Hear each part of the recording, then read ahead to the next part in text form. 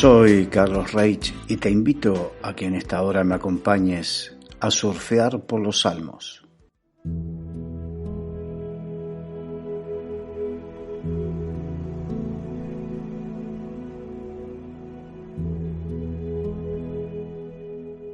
Nos encontramos estudiando el Salmo número 18, este salmo compuesto como la gran mayoría por el rey David, donde nos enseña acerca de sus luchas, acerca de sus batallas y acerca de las victorias que obtiene y cómo lo hace tomado de la mano de Dios y cómo él no se ensoberbece por causa de las victorias, sino que siempre tiene en cuenta que sus victorias son por Dios, porque Dios es el que le ciñe de poder, como decía en este salmo en versículos anteriores.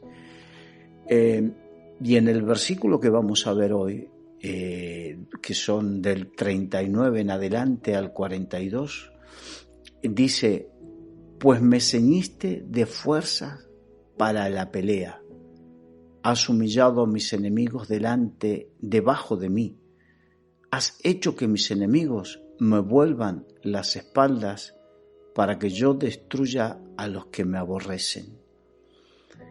¿Cómo aquí vuelve a repetir el tema de ser ceñido, ser revestido de poder? El ceñirse es la acción, como expliqué en programas anteriores, de ajustarse el cinturón. Entonces, el ceñirse, antes, por ejemplo, se ceñían la túnica porque se vestían con túnicas y se ceñían la túnica precisamente para que esté más ajustada al cuerpo y no les entorpeciera en su batalla. Entonces, el ceñirse era símbolo, como diríamos hoy, arremangarse, subirse las mangas, una forma de prepararse para algo.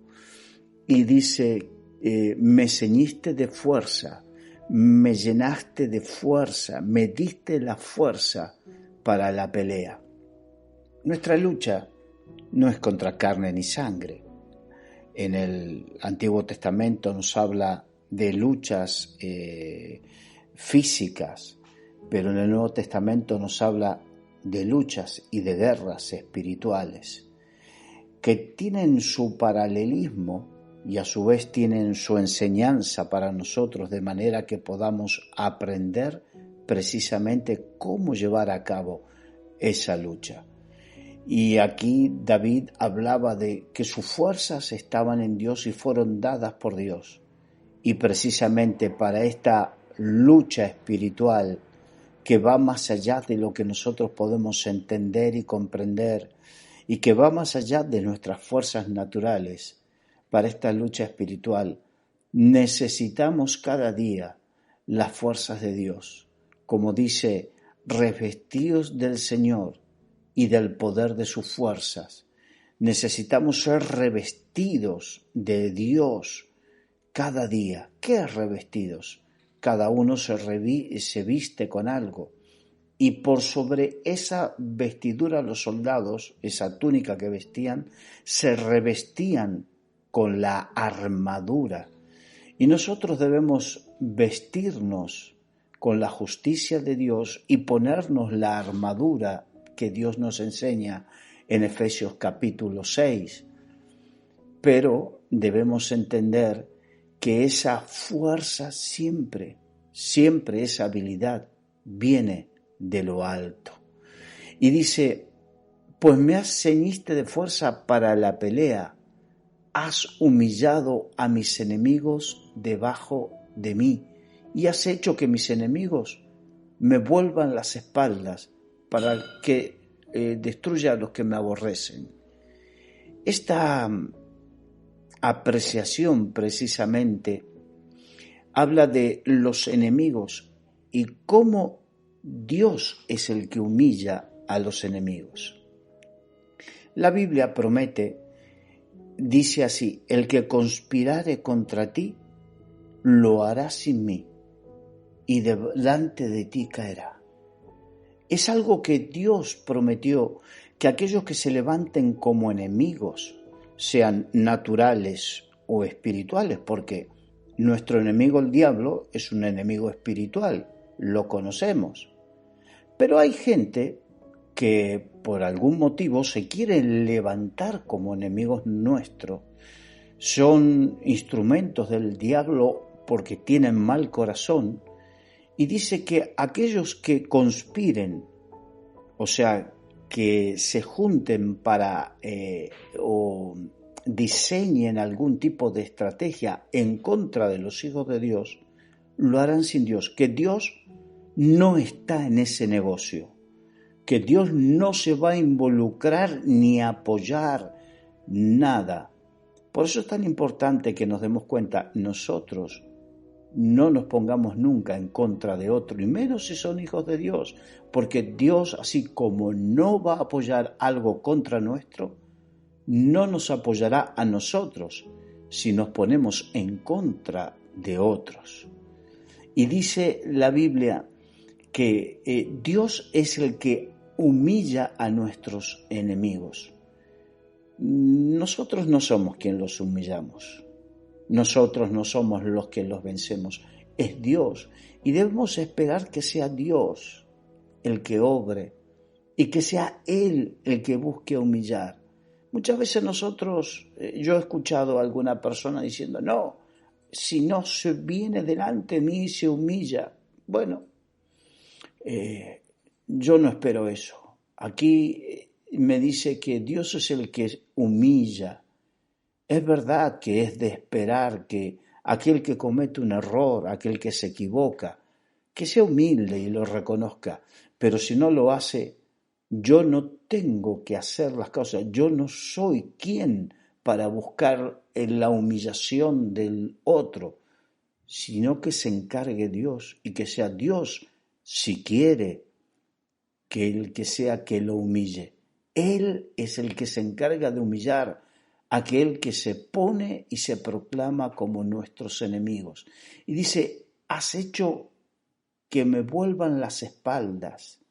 Eso habla de huir, porque cuando un enemigo da la espalda es para huir. Y Dios es el que hace huir a aquellos que se manifiestan como nuestros enemigos. No nos preocupemos. Veremos huir, por un camino vendrán contra ti, mas por 7 huirán delante de ti. Aunque el diablo venga como río, Jehová levanta bandera. Son promesas en las cuales Dios nos muestra cómo es que Él trata, Dios mismo trata con los enemigos. Por lo tanto, debemos tener esa confianza y saber que qué feo que es tener enemigos, que alguien se constituya como nuestros enemigos. Pero por nuestra parte, la Biblia dice que en tanto dependa de nosotros, procuremos estar en paz con todos. Si alguien quiere ser nuestro enemigo, es su problema con Dios, es su problema porque se va a tener que enfrentar con Dios y con que Dios haga este tipo de cosas, que lo humille, que lo haga huir. Pero nosotros debemos procurar estar en paz con todos, de tal manera que no sea que nosotros terminemos constituyéndonos en enemigos de otro y no suceda eso. Guardemos nuestro corazón en paz y en paz será preservado por el Señor.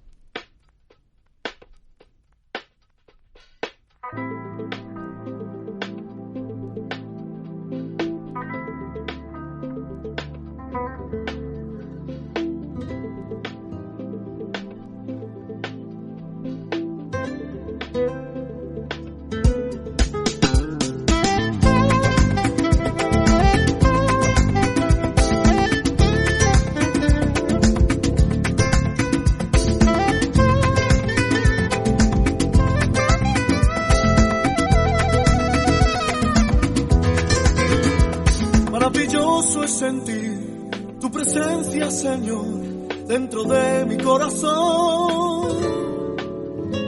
Esos ríos de agua viva cuando corren por mis venas como un potro sin domar. Quiero alabarte, pues para mí es un gran honor a ti exaltarte. No es una simple emoción, es mucho más que eso. Es un sentimiento que llega muy adentro de mi corazón. Tu nombre es santo, tu nombre es santo, es admirable, es admirable. Tu nombre es santo, santo es. Tu nombre es santo, tu nombre es santo, es admirable, es admirable. Tu nombre es santo, santo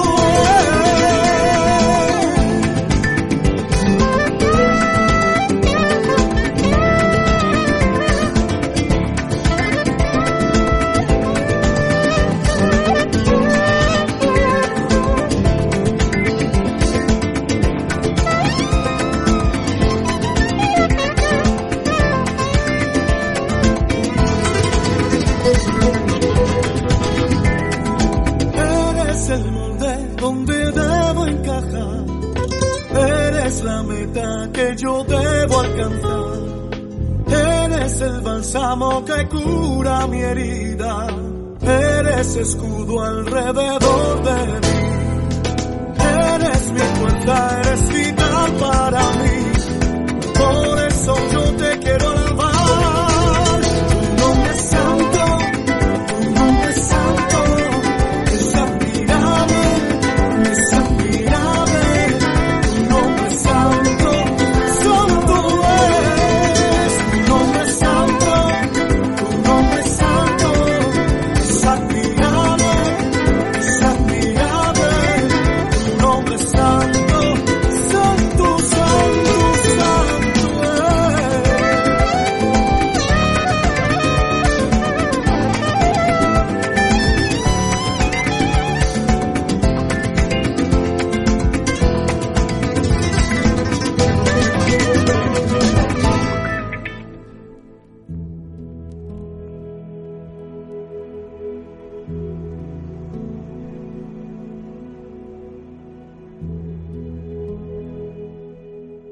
Y continuamos con el Salmo 18. Ahora vamos al versículo 41, donde acerca de los enemigos, porque el contexto, lo que habíamos hablado anteriormente, era de los enemigos y precisamente cómo Dios trataba con esos enemigos.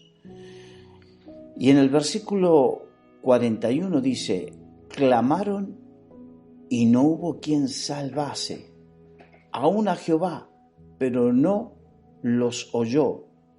Y los molí como polvo delante del viento, los eché fuera como lodo de las calles.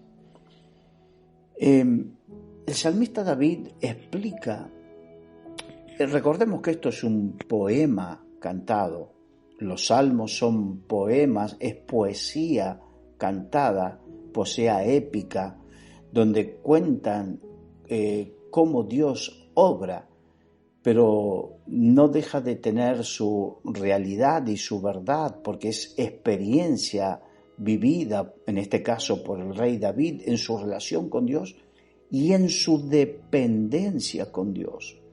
Nunca nos olvidemos de esto, relación y dependencia de Dios. Y David la tenía. Por eso obtuvo tantas victorias y permaneció durante tanto tiempo en el trono. El gran problema es cuando, como hijos de Dios, Dios nos da las victorias y nosotros nos apropiamos de ellas.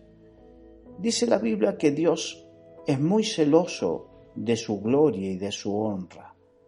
Significa que Él le gusta compartir con nosotros su gloria, compartir su honra, pero la comparte no significa que permite que alguien se la apropie. Y regresando a cómo Dios trata a los enemigos, dice que clamaron y no hubo quien salvase, aún a Jehová, pero no los oyó. Significa que cuando Dios ha decidido defender a sus hijos, cuando Dios se pone a defender a sus hijos, Él hace justicia, y aquel que con algún tipo de injusticia pretende atacar a sus hijos, no va a aceptar ninguna oración de ellos. Dios no acepta todo tipo de oración. No, para nada. Dios no acepta oraciones injustas. Hay gente que clama y como hay injusticia en sus manos, sangre en sus manos, no significa que quizás con su sangre han matado a alguien, pero sí significa que tienen malas intenciones, un mal corazón para con alguien. Ese tipo de oraciones Dios no escucha. Dios no escucha. Y para que nos demos cuenta, para que un hombre, un varón, sus oraciones sean aceptadas delante de Dios, no tiene que maltratar a su mujer, porque si no sus oraciones tienen estorbo, dice la palabra de Dios. ¿Qué significa estorbo? Significa que algo las entorpece. Algo entorpece. Y esto nos enseña un ejemplo de que no todo lo que oremos Dios lo va a responder. No todos, porque Dios nos responde para vanidades, Dios nos responde para cosas pecaminosas. Pedís y no recibís porque pedís mal, porque pedís para vuestros deleites. Ahí vemos que las vanidades, Dios no está en esos negocios. Ni tampoco, como dijimos en otras oportunidades, Dios está en los pedidos de venganza.